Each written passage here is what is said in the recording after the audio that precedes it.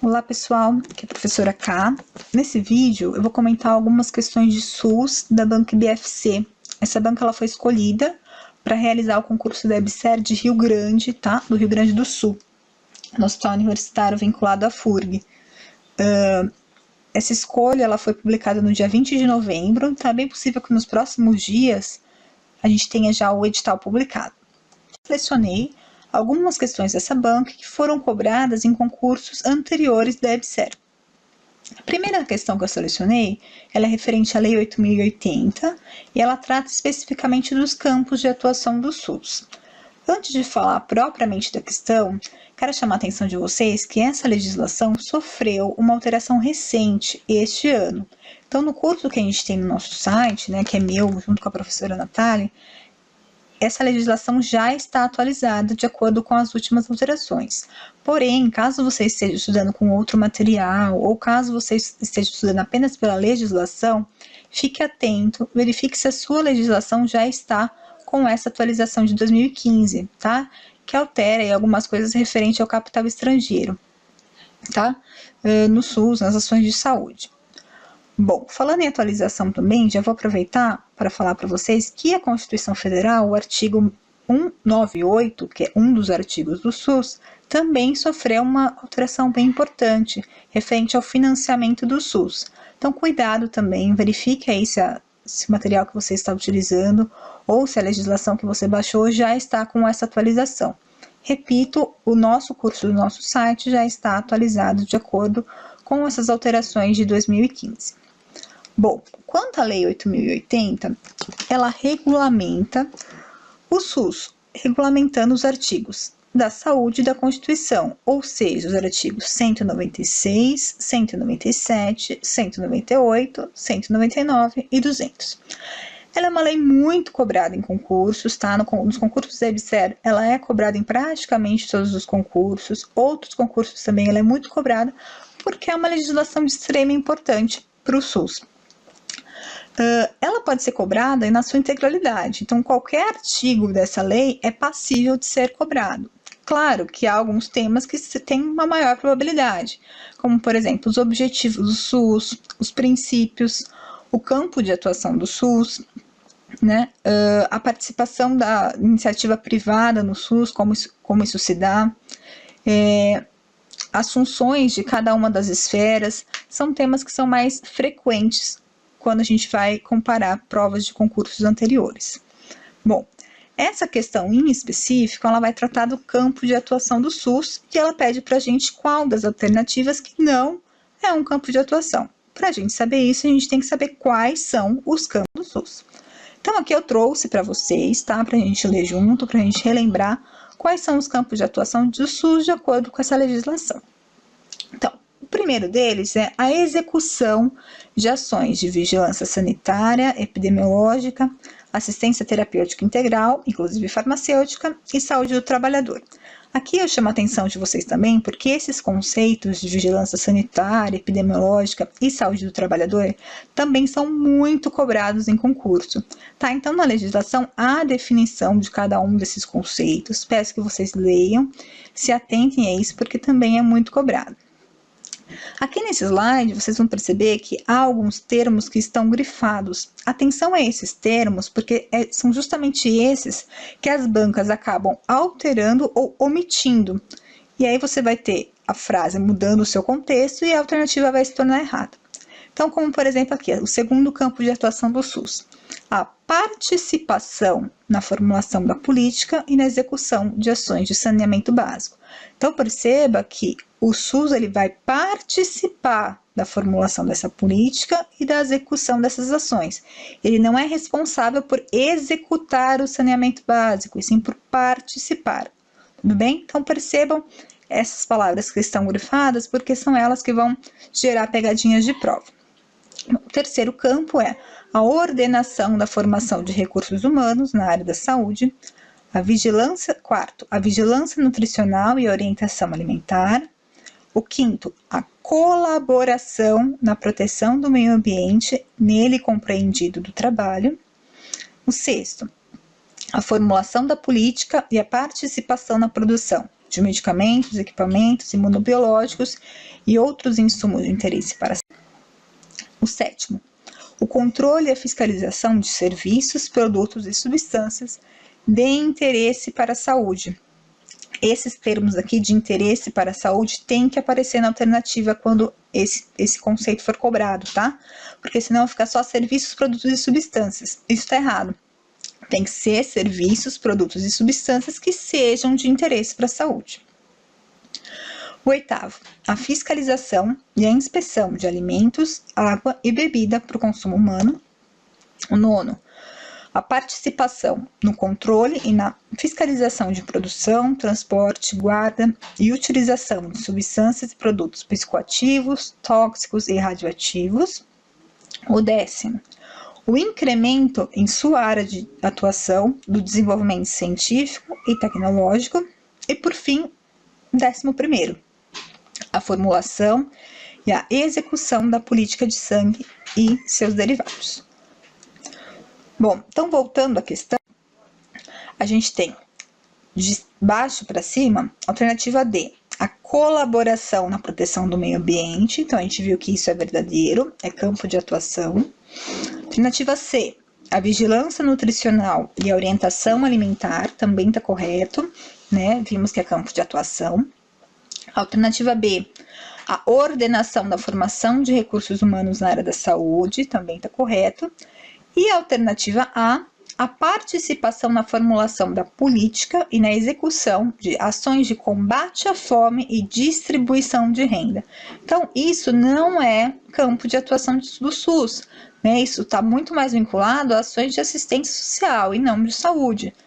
Então, como a questão pede para a gente a alternativa errada, o gabarito dessa questão é a alternativa A. A próxima questão que eu elenquei é uma questão que trata da Lei 8.142, tá? Lembrando que essa lei também regulamenta os artigos da saúde, juntamente com a Lei 8080, que a gente acabou de ver, e ela trata especificamente da participação da comunidade no SUS. Essa é uma questão muito clássica, são várias as questões que caem dessa forma quando se referem à Lei 8.142, porque é uma legislação curta. Então, questões desse tipo conseguem abordar vários assuntos dessa legislação. Então, vou ler com vocês e aí vou comentando com vocês quais itens estão corretos ou errados. Considerando a Lei 8.142, analise os itens abaixo e a seguir assinale a alternativa correta. Item 1. A Conferência de Saúde reunirá a cada 2 anos, com a representação dos vários segmentos sociais, para avaliar a situação de saúde e propor as diretrizes para a formulação da política de saúde nos níveis correspondentes, convocada pelo Poder Executivo ou extraordinariamente pelo Conselho de Saúde. Bom, esse item aqui está tratando da Conferência de Saúde. O que a gente tem que saber para começar a entender essa legislação? São 2 as instâncias colegiadas em que há participação da comunidade. Quais são elas? As conferências de saúde e os conselhos de saúde.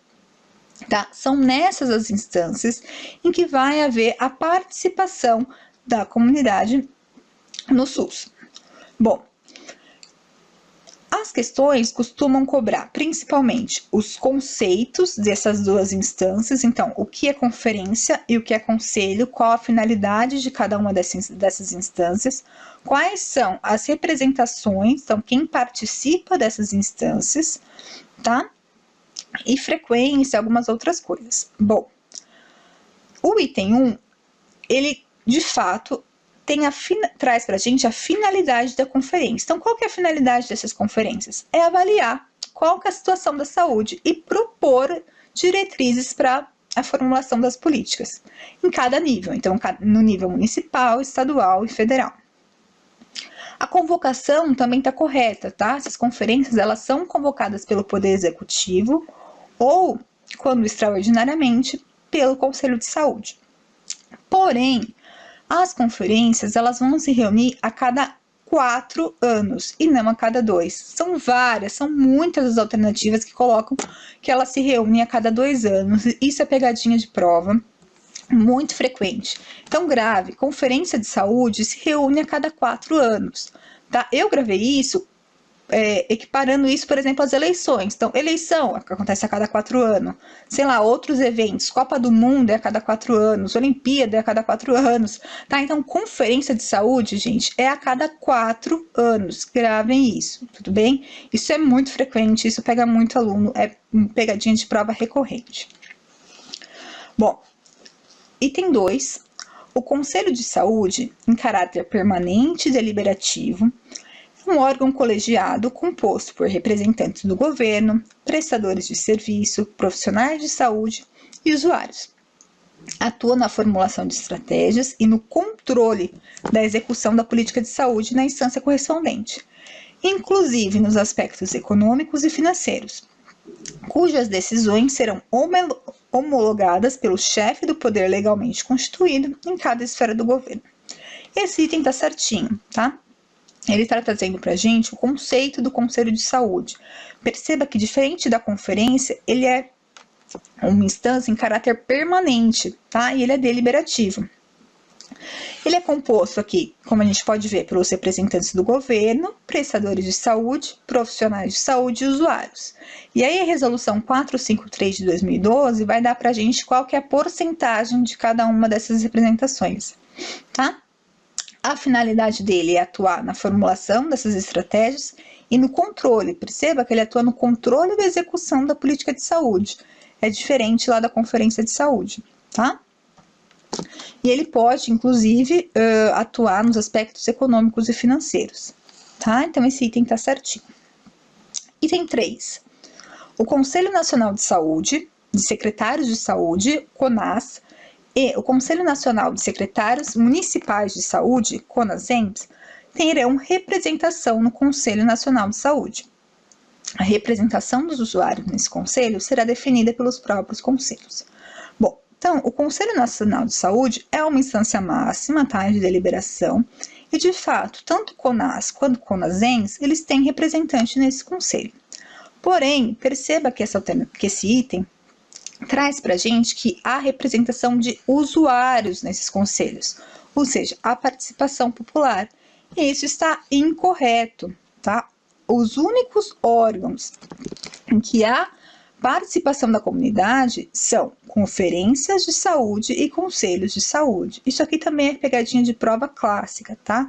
Então, a gente não tem representação de usuário em CONAS, em CONASEMS, em Conselho Nacional de Saúde. A gente só tem representação de usuário em conferência de saúde e conselho de saúde. Tudo bem? Então, o item 3 também está incorreto.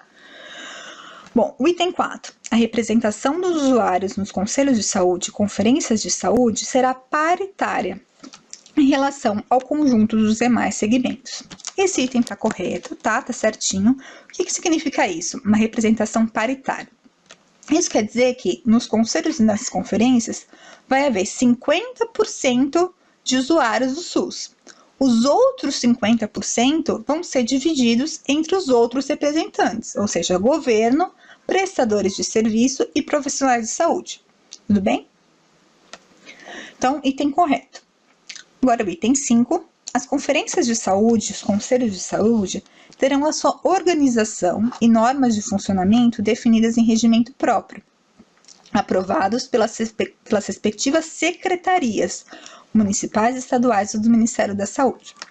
Bom, de fato, as conferências dos conselhos, eles são organizados, eles têm normas que são definidas em um regimento. Só que esse regimento é aprovado pelo próprio conselho e não pelas secretarias. Por isso, esse item está incorreto. Então, de acordo com tudo que a gente viu, apenas os itens 2 e 4 estão corretos. Então, a alternativa B é o gabarito dessa questão. Bom, a última questão que eu selecionei é uma questão que trata do decreto 7.508, tá? Então, antes de comentar ela, eu vou dar um slide para vocês só para que fique mais claro. O decreto 7.508, ele vai regulamentar a lei 8.080. Então, vamos do começo, né? Criação do SUS. foi realizada a partir da Constituição Federal, nos artigos 196 a 200. Esses artigos são regulamentados pelas leis orgânicas 8.080 e 8.142. E a Lei 8.080 de 90 é regulamentada pelo Decreto 7.508 de 2001. Então, perceba que o decreto só regulamenta a Lei 8.080, ele não regulamenta as duas leis orgânicas.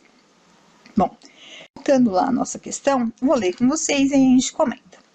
Segundo o Decreto Presidencial 7.508 de 2001, o conjunto de ações e serviços de saúde articulados em níveis de complexidade crescente, com a finalidade de garantir a integralidade de assistência à saúde, é a definição de...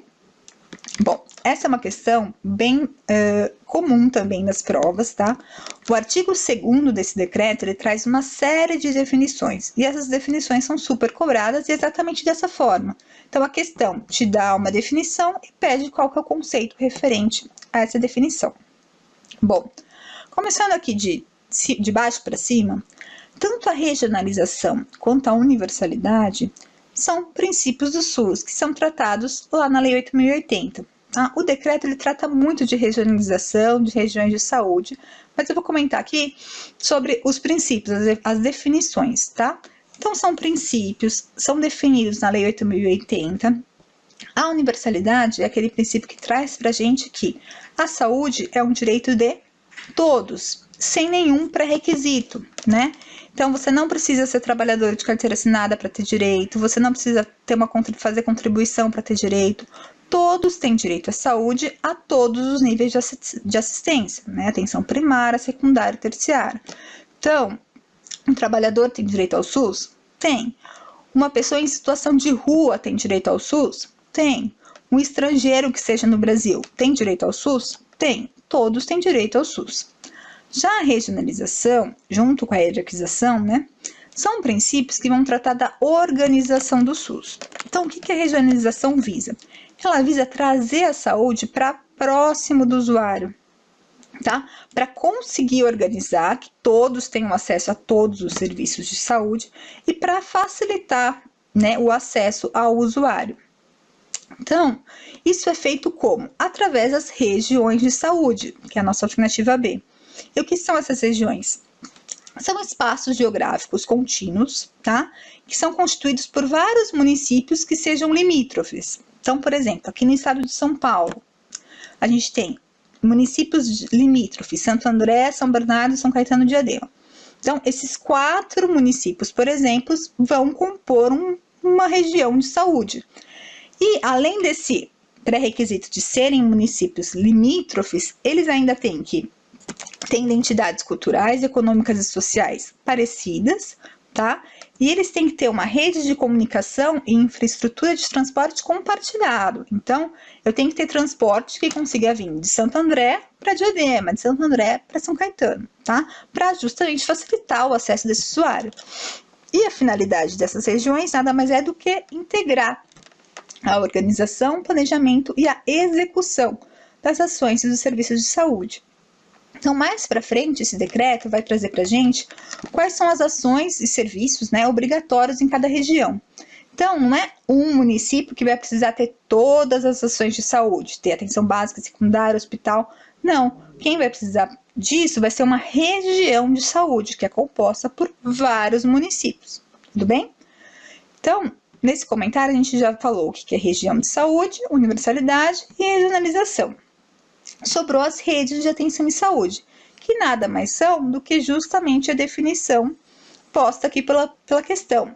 Então, rede de atenção em saúde é um conjunto de ação e de serviços de saúde que são articulados em níveis de complexidade crescente, ou seja, da atenção básica para atenção secundária e posteriormente terciária, né? Então, se eu tenho um problema que eu não consigo resolver na atenção básica, esse indivíduo vai ser hierarquizado para atenção secundária.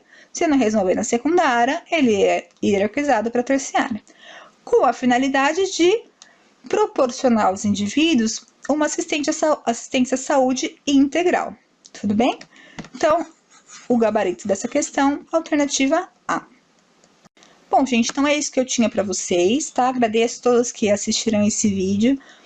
Não deixe de acessar o nosso site, nós temos cursos específicos para EBSER, temos novidades saindo daqui a alguns dias também para os concursos EBSER.